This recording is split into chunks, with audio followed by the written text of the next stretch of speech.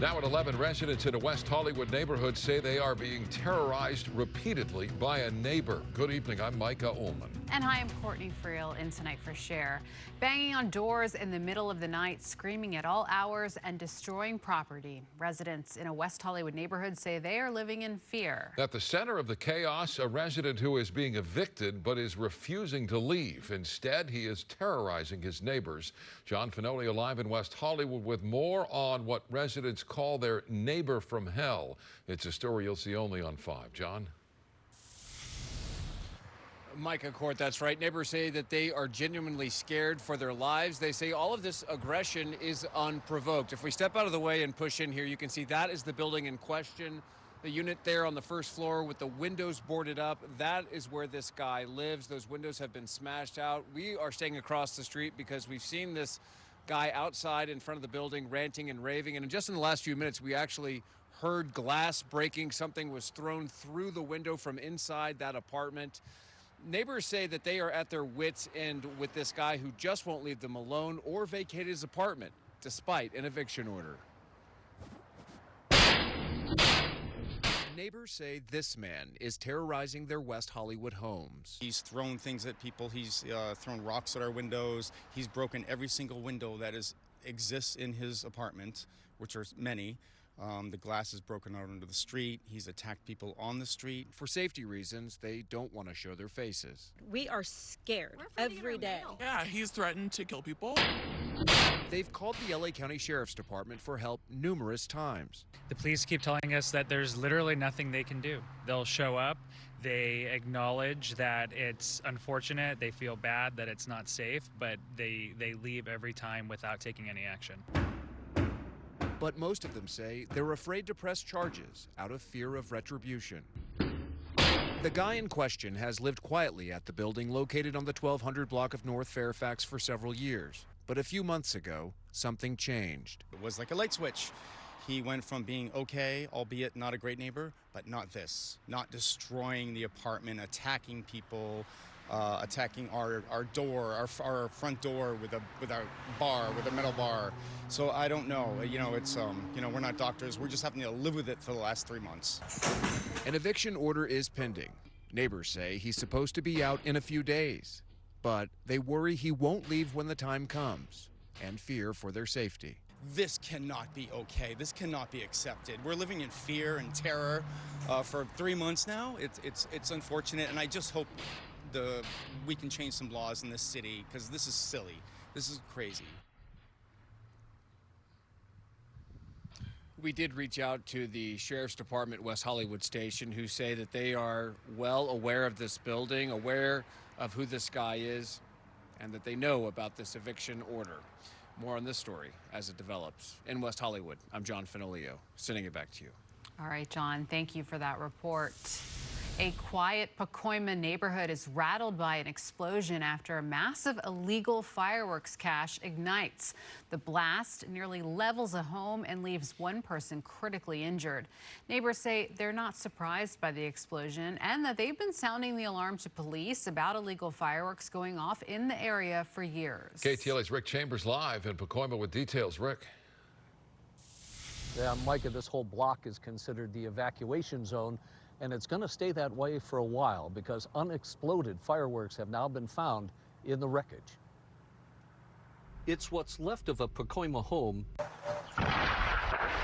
after this sudden explosion about 9 o'clock this morning.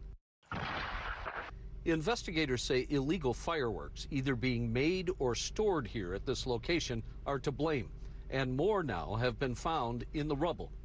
Yes, you can. We could put water on his phone. A 24-year-old man, seen here being given aid by his neighbors, was inside the home when it erupted and suffered third-degree burns over half of his body. His victim was transported to a local hospital in critical condition. And several dogs with the man inside the home also somehow survived. Be watching TV and your windows rattle, alarms go off. Louis Madrano lives nearby and claims that locals have been complaining to police for years now about these illegal fireworks, but nothing was ever done. Sometimes they go on nightly. They're not the pretty fireworks. They're just the ones that make an explosion noise. Late this evening, officers began escorting residents to their homes to retrieve things like medicines and pets, but then quickly back out again. And also explaining to other waiting residents that the scene is still too dangerous for them to return for good. Agents with the ATF and the FBI now looking into exactly what exploded and how, but also where it came from. And we're told that it's just too risky to try to remove the explosives from the damaged home at night, so this area is going to stay on lockdown until sometime tomorrow. In Pacoima, I'm Rick Chambers. Guys, I'll throw it back to you in the studio. All right, Rick, thank you so much. We have breaking news out of the UK. London's Heathrow Airport will be closed on Friday after a large fire knocked out power to the airport and thousands of nearby homes. 150 people were evacuated when a transformer at an electrical substation burst into flames. Airport officials announced the closure and said they expect there to be significant delays over the next few days, that the shutdown could affect hundreds of thousands of travelers. Passengers should contact their airline for further information. New details emerging tonight about an Orange County mother accused of stabbing her 11-year-old son to death in a hotel room. She has blood on her hands. Blood on her hands. This is body cam footage from yesterday at the La Quinta Inn and Suites in Santa Ana. Authorities now say Saritha Ramaraju was going through a divorce and a custody battle and was supposed to return the child to his father. After she called 911, they discovered the boy with stab wounds. He was later pronounced dead. Investigators believe the 48-year-old mother had taken about 24 pills in a possible suicide attempt. She has been released from the hospital and is now behind bars. A 22-year-old San Bernardino man has pleaded not guilty to felony charges in connection with the pursuit that resulted in the death of a San Bernardino County Sheriff's deputy. Ryan Turner made his first court appearance today. He's accused of driving a stolen vehicle and leading authorities on a high-speed chase. Deputy Hector Cuevas Jr. was in pursuit when he hit an innocent driver and then a light pole. Cuevas, a father, husband, and 6-year veteran of law enforcement, died at the scene. The suspect has 2 prior auto theft convictions, and a friend of the deputy is outraged that Turner wasn't behind bars when the pursuit happened. If he had served his time that he should have served, this would not have happened. This man needs to get life. And I know our system is so weak, he'll probably be out in 17 years and go on with his life. How fair is that?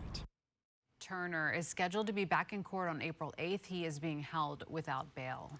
The family of the Menendez brothers is responding to recent comments made by L.A. County District Attorney Nathan Hochman. Family members and anti-recidivism activists marched outside Hochman's downtown L.A. office today, calling for the release of the Menendez brothers. However, Hochman made his position clear last week, stating he does not believe they should be resentenced. They have done more good from inside of a prison than most people do in their lifetime.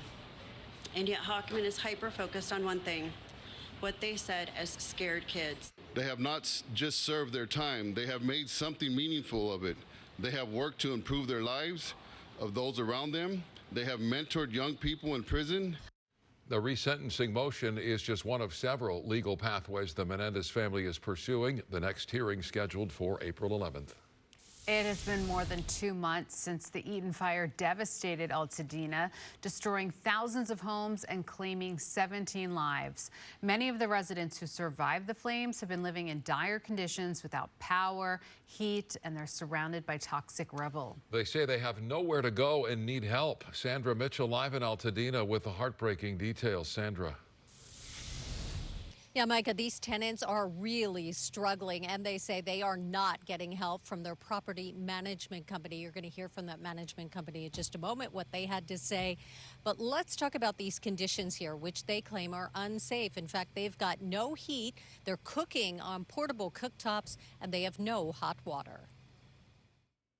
Burned out windows, bagged up belongings. This is life nearly